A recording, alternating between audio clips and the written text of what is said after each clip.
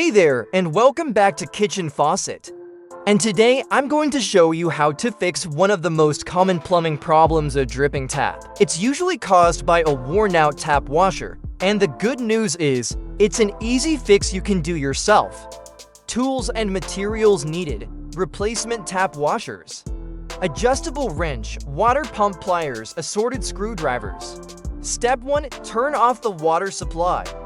First things first, turn off your water supply. You'll usually find an isolator valve under the kitchen sink. For hot taps, you might also need to shut off the hot water feed near the hot water cylinder. Double check the tap is fully off before you start taking anything apart.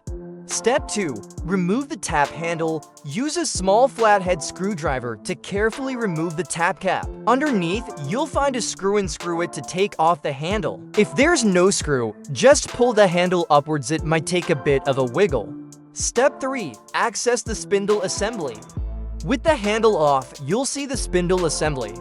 Use an adjustable wrench to unscrew it anti-clockwise. Important: support the tap body with a pair of water pump pliers wrapped in a rag so you don't damage the pipework underneath. Step 4. Replace the washer. Once the spindle is out, you'll see the worn washer on the bottom. Remove the nut or screw holding it in place and swap in a new washer of the same size. Before fitting it back, check the tap seat for any debris or limescale. If needed, use a receding tool to clean it up gently, don't scratch it. Step 5. Reassemble the tab. Now reassemble everything in reverse order.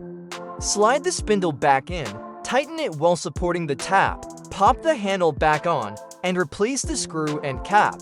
Step 6. Turn the water back on. Turn the water supply back on slowly.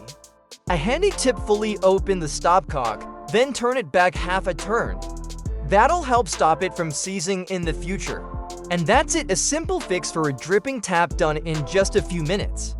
If you found this guide helpful, give us a thumbs up, subscribe for more how-to videos, and remember to do a good job. You need good tools. See you next time on Kitchen Faucet.